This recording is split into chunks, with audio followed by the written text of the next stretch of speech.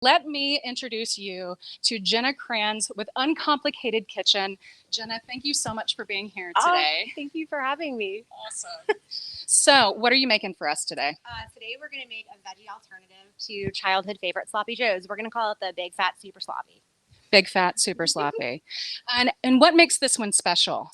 The fact that you can do it completely vegan, it's dairy free if you don't use the cheese, but I'm going to use cheese. And lentils are inexpensive, they're really nutritious, and they're widely available. So, Absolutely. Lentils are one of the things that at Manna we distribute pretty regularly through our food sourcing. And it is such a wonderful protein. It's a great replacement for a lot of things. Meat is very expensive right now, as we all know. So this is a perfect recipe, especially for kids, right? Kids love sloppy food. yeah, my daughter, so we have a little one who's almost 4, and she loves to eat it with chips because it's awesome. And Oh, it's kind of sweet and a little smoky. like a dip. Yeah, Oh, that's brilliant. and she's sloppy anyway, so it's perfect. All right, so what are we doing right now? How do we get this started? So right now I use my superpowers to get this water up to a simmer. And the only thing we have to worry about at this moment is getting our lentils cooked so they're tender but not mushy. There's that fine line there. And so I just have 1 cup of green lentils, and green lentils are actually really important for this because unlike other lentils, they're not going to fall apart in cooking. So they're going to maintain their texture, and actually when it's done, it kind of looks like ground beef, which is appealing to a lot of folks. So all we have to do is pop the lid on and set a timer for 17 minutes, and that's what we're going to do right now. Well, that seems pretty simple. Lentils and water. I think I could handle that. So I hope I can. So, what are we having with this? I know traditionally with sloppy joes, you want to kind of have something that you're eating with it, right? Yeah, so because sloppy joes are really, really, let me set a timer before I forget. Because sloppy joes are very rich and sweet and smoky, and they're kind of like, there's a lot going on with them. So I really like to offset it with something that's light and fresh. And movie magic, we already made some delicious coleslaw with red cabbage, carrot, and some peppers. Really simple, just with some vinegar, salt, sugar. That's awesome. And we will have all of these recipes on Manna's website for you all to look at and check out and try at home. So after this live stream, please do go check out these amazing recipes from our chefs today. So, what else do we have today? I'd like to ask you about Uncomplicated Kitchen. Tell me a little bit about how you came into being and what you all do there. Okay, so we came into being because I spent some time volunteering at the community table, one of your other partners, and I was helping cook in the kitchen, helping stock the pantry, and I was also a farmer's market vendor. I made and I had my own commercial kitchen for making organic, vegan, gluten-free granola. And so I spent a lot of time for years at different farmers markets in the different counties around here and at the community table. And I was always pegged as the person who made like healthy food because like my Facebook was all food, my Instagram was all food. And everyone's like, Jenna, show me how to do this or that. And I was like, okay, always helping people for as long as I can remember. And then my time at the community table, where Amy was, I saw that folks were taking a lot of the more ready to eat kind of stuff. And a lot of times that fresh produce or whatever would kind of just like sit there. And I was like, well, maybe people just aren't sure what to do with this kind of stuff. And so you just bank these little thoughts away over the years. And one day I was like, maybe people need to actually learn these skills. And so I sat down with Amy and some other folks who work in, food security. And I was like, I have this idea to take the people that food have access to and help, folks who need the help to learn how to cook it. And so that was, we just became a nonprofit about 2 years ago. And so fast forward to now, and I really learned that it's mostly about empowering people to make the kind of food choices that they want to make for themselves and their families. Because it doesn't matter if you can shop at really expensive grocery stores or you get food through charitable organizations, there's still this big gap that exists in the knowledge. So there's food here, what people want to be doing with that food here, but then there's this trough of like you need knowledge and tools and confidence. And so that is where we step in. So our mission is educational. That is so awesome. And I have to say that one of the things that Jenna does is really help bridge some of these gaps between people who do need food to supplement their budget, because we know so many working people right now are struggling to just bridge that gap. Inflation costs are up so much, and we're all feeling it at the grocery store, but especially folks who were already really stretching their budgets every month. And cooking in the kitchen really is a food access issue. You know, if you don't know how to make your own food, then you might not be able to use some of the cheaper ingredients that you can find like and lentils. prepare. Absolutely. Lentils are a perfect example because they're really affordable and they are so nutritious. And one of the things that Nana has done over the years is have a lot of intention towards healthy, good food, not just food that we can source or find or get donated, but healthy food that actually supports people's well-being.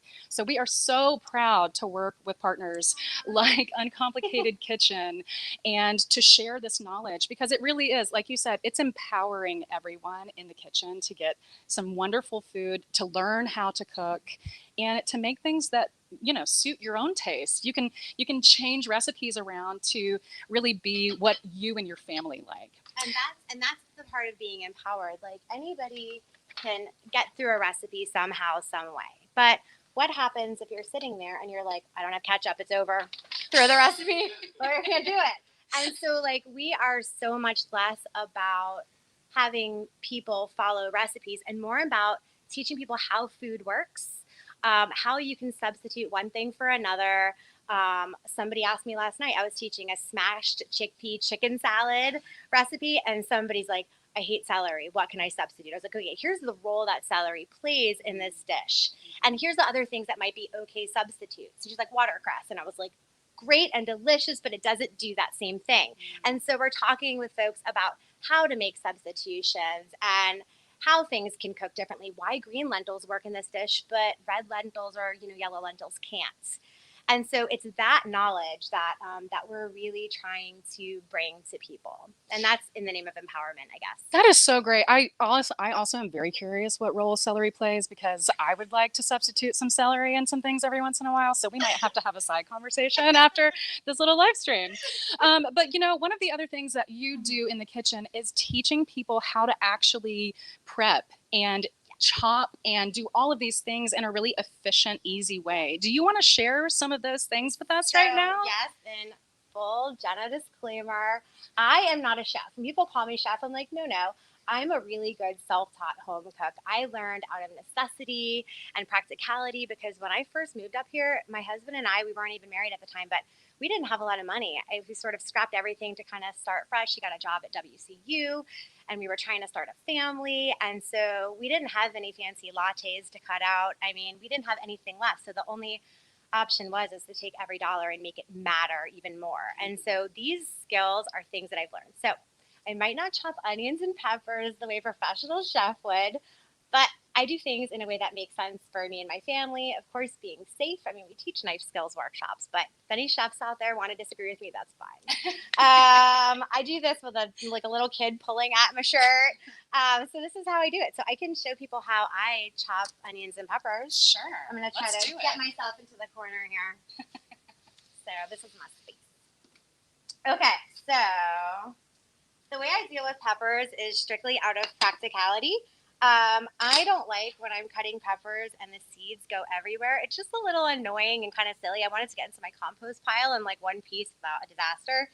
So we all know that the seeds are located in the middle. And I know that if I cut down one of these lobes, that I'm most likely going to see where that pepper is, or the seeds inside the pepper. And so I'm just going to go down and cut each little lobe individually and try not to make a mess. And then I call it the pepper butt. You can call it what you want.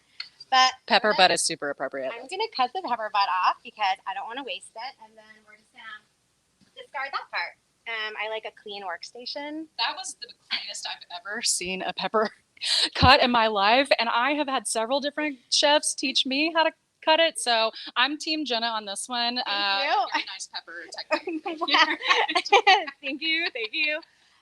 And also, like if you're dealing with really spicy peppers, like we grow a ton of food at my house and we really like pickled jalapenos and all that, but you can dial back the heat by not including some of those, inside things. And so this is also a good way to avoid the heat when you're cutting something really spicy. So what is in the pepper that adds the spice to it? Is it I actually listened to a podcast recently all about peppers. And they were talking about how it might actually be a misconception that all of the heat is located in the seeds and the ribs. I still find that it makes a big difference. So typically, I think the most common knowledge is that it is located in, the white strips, which are the seeds. I actually think it's called the placenta that holds all the seeds in. I think that's where that is housed. So a lot of people think that's where all the heat is. I tend to agree, but maybe that's not true these days. I agree. I've gotten a jalapeno pepper seed in my mouth before. They're hot. They're absolutely hot. They have lots of oils. They do. My conventional wisdom tells me that that's where all the hot stuff is. So if you want to avoid it, cut around. And don't go flinging knives everywhere. So you should, when you're cutting your peppers, cut them from the inside out. The reason you do this is because the outside doesn't want to be cut. It's kind of like waxy and thick. So it'll dull your knife quicker. Also, I want the path of least resistance when I'm cutting. And so the inside out is more stable and easier to get through. And I just sharpened my knife before I got here, so I'm going to try to keep it in good shape. These are really great tips, by the way. These are part of what we do in all of our cooking classes. People are like, the recipe's great, but man, it's all the extras. So I'm just going to go ahead and cut this whole pepper because I like a lot of veggies inside of sloppy joes.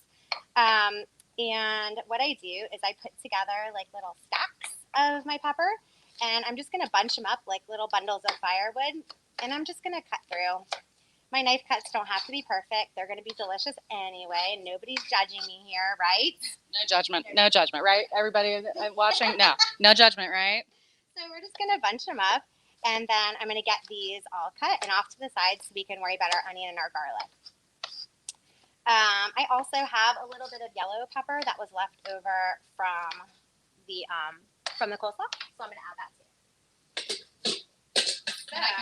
I can smell the lentils starting to cook. Yeah, they smell really and the nice. thing is, you don't want them like at a raging boil, so I'm just making sure that it's at like kind of a happy simmer, just where the bubbles are breaking the surface. A happy simmer. A happy little simmer.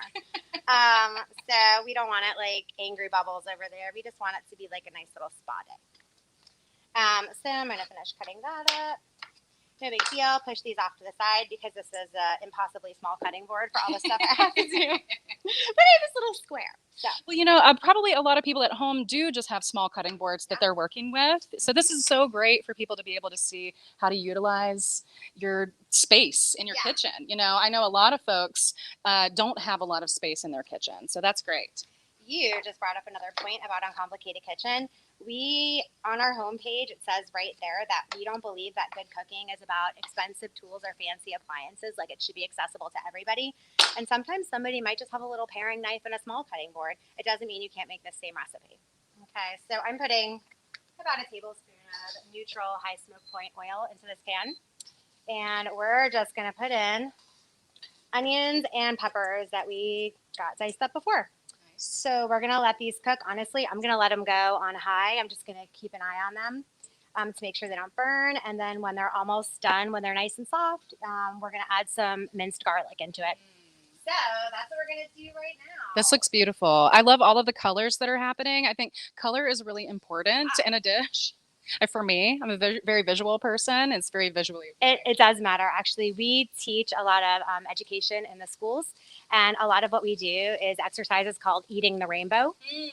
And so we teach them, like, you don't have to really know exactly what's in those veggies that's good for you. But if you're eating all of the colors with your fruits and veggies, like Skittles don't count. But like, I'm sure that's a question that you guys have gotten at school. Which is why I'm mentioning it. That you can be sure that you're getting a lot of different good things for your body to keep you healthy. So we have, purple, orange, yellow, green, white does something. So that's what we're doing right now. So I'm just going to get these up, put a nice big pinch of salt to get them starting to break down. And then we're going to. So you said salt to break down. Tell me what that means. This is really great. So salt in the beginning is more about aiding in the cooking process. It's more about telling that water to get out of there more than, it is about flavor. So in the beginning, we just add a little bit, and I always cook with kosher salt. That's kind of, what we use. And so it's just aiding in the cooking process, getting them to break down a little faster. So yeah, it's not about flavoring to taste at this point. We're going to season to taste at the end. But right now, it's just about getting them to cook faster. And so we say faster. I can't get. It's telling me F. What does F mean? Can we get another hot plate over here so we can cook these veggies? It's just how we're rolling today in a very casual approach. Sometimes the equipment at the food bank works, and sometimes, it can be a little finicky like we all are. Right here. Look. Oh, look at that. That's perfect. We're going to do a switcheroo. Nice. Where's the plug? Let's see. Yeah, there's a plug right there. We can put it. Oh, look at you. Okay. Look at that. Literal fire. It's definitely not too many cooks in the kitchen today. It is just the right amount of cooks in the kitchen. Thank you all so much for stepping in. We got it to work once. We were lucky. So, I think that was all we can hope for. I'm going to pop the lid on this to actually chop some of that heat and get them moving. So once these are done, we're going to go ahead and add the lentils back in. And I just want everyone to know that a lot of people do soak beans before they're cooking for numerous reasons. I do not soak beans. Not that you can't, not that it doesn't help for some people, but for me, I don't. But lentils are one of those things that you don't have to soak at all. So these were right out of the package, and they just went into some water. I did not salt them or anything because we're going to add plenty after. And these are so small that they're going to absorb all that good flavor anyway. So I'm not worried about really seasoning the inside of the lentil at this point. If I were making like a lentil salad or something, I would have definitely salted the water. But at this point, there was no need to do anything. So just water and lentils. That was all that was. Nice. 1 cup of lentils, 2 cups of water. And if you've done it right, all of that liquid should absorb. I just had to drain off maybe like a 1/4 cup of water. Okay, cool. So we're going to get that cooking. Nice. So while we are waiting on some stuff to cook, I just want to give you all a chance to really know more about the folks that we are serving. The people that Jenna, that Neil, that Matt and Roots, that we are all helping to feed. Right now, as you know, the pandemic has been really tough on people, especially working families, and we are serving more people than ever. And inflation and so many other factors, we know that housing costs are absolutely astounding right now in our area. And these are the pieces that actually help, one of our partners says it really good, tie the knot together for families at the end of the day. Because working families especially, we are serving more working families than anyone else. And working families especially, food is usually the compromise place because that's the most flexible part of the budget. You have to pay your rent, you have to pay your utilities. Oh man, that sounds amazing. And but you really want to have food on the table at the end of the day. So we would love to encourage, if you know someone who needs help with food, Manna runs a food helpline. We have an 800 number that you can find on our website, which is mannafoodbank.org. And it is an easy way for people who need food right now to get in touch with over 250 partners that we work with across Western North Carolina that are either giving out free food, they're either giving out groceries at a pantry distribution, or they're cooking free meals. And that incredible helpline can help you sign up for SNAP, which is the Supplemental Nutrition Assistance Program. And that is the #1 program in the country to help families afford the groceries that they can then go to the grocery store and choose for themselves. And that is what we strongly encourage people to do. If you are in a tight place, don't wait until you are in a crisis point. Go ahead and call the helpline if you know things might be a little hairy in your next month. Maybe you got through this month okay, and you're looking down the road at being able to pay your rent in May. And we have all been there. We really have. Food insecurity happens to anybody.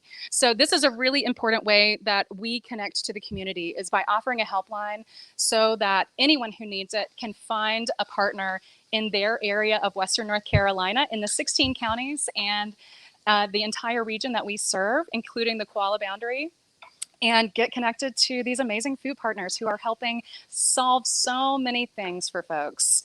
Jenna, thank you so much. We're really appreciative of you being here, but really the work that you're doing and seeing the gap in what people need, that's what brings so many people to this food security work, is knowing that there's a problem and knowing that you can step in and find a way to fill that gap.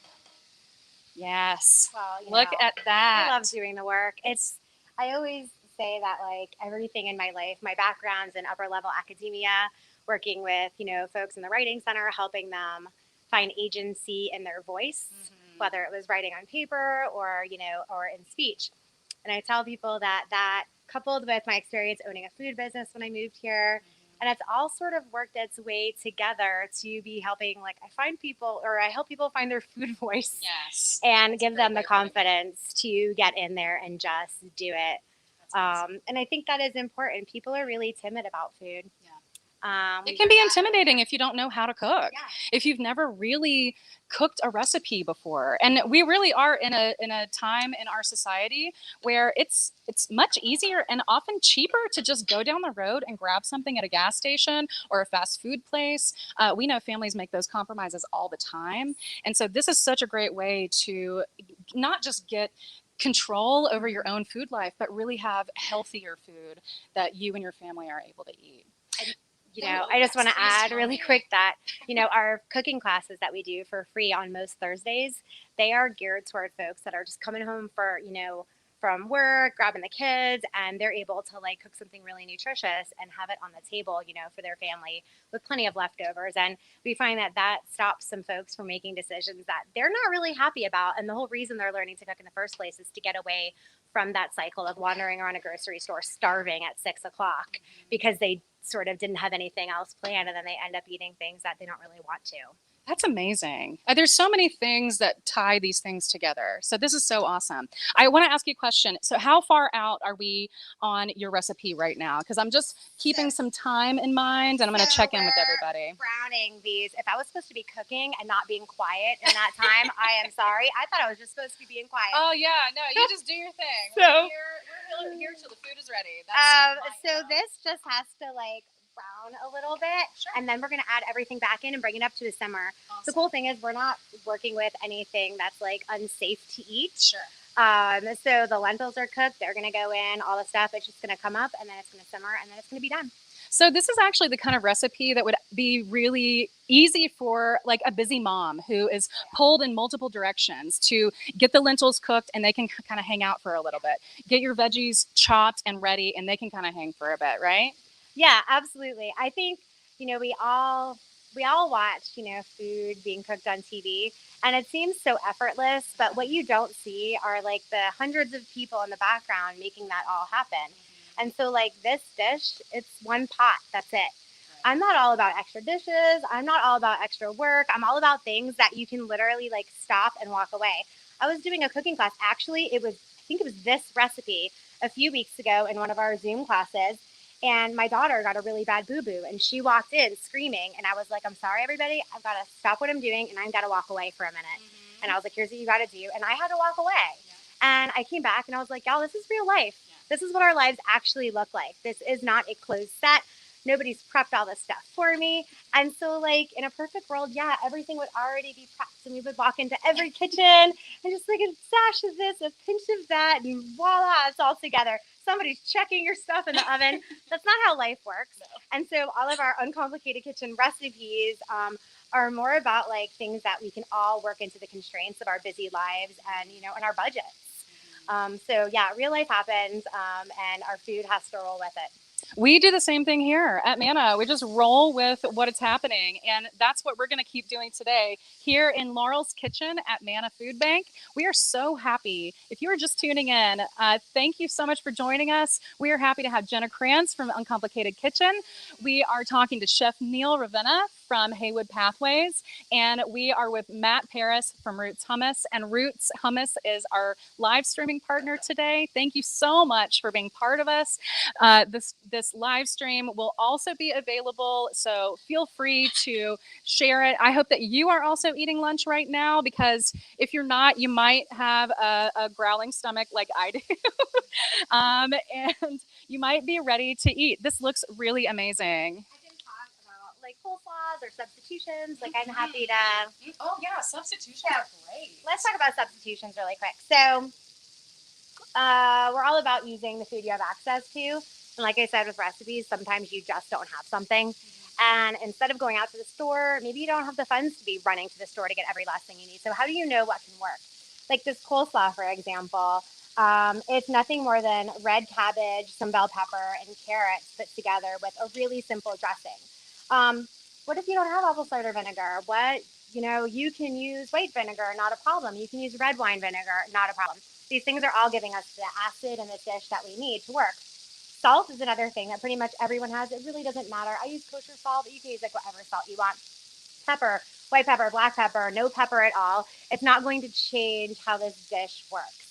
And same thing with here. Like if you don't have pretty colored peppers, don't use them. Use whatever you have.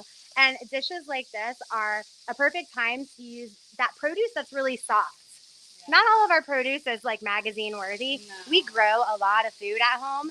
And sometimes we have something that a bird has had a field day with before we've gotten a hold of it. And you know what? I'm going to cut it and I'm going to use it. So sometimes your peppers are squishy. Sometimes your onions have a big bruise spot. And that's, that's fine. That's right? Life too. Cut that bruise off and move on. That's right. Cut the bruise off and move on. Exactly. And so that's kind of what, if you had poblano peppers, what a great time to use them. Add a little extra spice to this dish. Okay, so this is where we want those veggies right now. So you can show that. Look at that. We just want them to be soft. We don't need them to be caramelized or deeply colored, nothing. But we do have some color, which I think is important because when you're not having meat in a dish, I think it's really important to boost all those other flavors everywhere you can. So at this point, we're going to add our cooked lentils in. So I'm just going to do that. And then we're going to build our sloppy joe sauce. And for folks who do like eating meat, you can do ground beef, ground turkey. You can stretch that meat by doing like half meat, half lentils. That works great too. Okay, so just so I don't mess up my own recipe that I wrote, I'm going to add the garlic also. So what have you just added some tomato paste. 1 cup of ketchup. It doesn't matter what kind you use. You can also, if you're really watching your sugar, you can absolutely add like an unsalted tomato sauce, like something really simple would work great. And a canned tomato sauce would be fine. I had a student do that and she said it was awesome. Nice. So I also added 2 tablespoons of tomato paste. It's not only really robust in flavor because it's super cooked down tomatoes, but it thickens really quickly. So it's a bit of a secret ingredient. Is that better for using lentils in this recipe as opposed to ground meat? The tomato paste adding some. Nope. I would do the same. Honestly, I would substitute everything. The one thing I might give up if we were doing ground meat is the soy sauce or the tamari or the amino acids because you don't need that extra umami boost. Gotcha. That's the only reason we're adding that. So we're going to add a little bit of apple cider vinegar. And then we're going to do, and this is not a mistake, but we're going to add a full 1/4 cup of smoked paprika. Oh, wow. Smoked paprika is my favorite of all the spices. Nice. I buy it by the pound. It's wonderful. It's where a lot of that delicious peppery goodness is going to come from. And the smoked paprika obviously is smoked, so it's extra delicious. And I think a good sloppy joe does have a smoky quality. So we added that water. Now we need to add some brown sugar. I'm using like a really nice dark brown sugar, but we need to add about 2 tablespoons of that. This is really important because it has that molassesy flavor that is so good in a sloppy joe. And any, like when we make barbecue sauces at home, we always use, brown sugar. When we don't have brown sugar, it's A-okay because all we do is add sugar and molasses because that's all brown sugar really is. I'm going to pretend I know how to turn this down. Is that down? Oh, that's down. Is that down? Okay, we did it. So we're just stirring that, and I'm going to add a little more water so it can swim just a little bit. Let me make sure I got everything. Oh, we need to add the yellow mustard. There's so many wonderful ingredients in this. And the salt. Yeah. It's kind of, this is like a perfect pantry staple meal. It kind of has just about everything that you could have laying around your house. If you carry lentils on a normal basis, then you can probably come up with this dish. If you don't have everything, that's okay. We're all about substitutions. And it's vegan if you don't add the cheese into this recipe, which is awesome. Yeah, it's completely vegan. So this is ready to go. So I put the cheese on the bottom. So as soon as we put this on, it'll start melting it. Perfect. Just a little cheat. A little cheat. And I'm serving this on a cutting board because we're not pretending to be fancy. We don't need to be fancy. Pretty much. You just need a bib. And so there, you're vegan Look sloppy at Joe, that. unless you want to add the Oh my cheese, and then it becomes gosh. vegetarian. This is so incredible. Oh, thank you, Jenna, Oh so my very much for gosh, being here. you're welcome.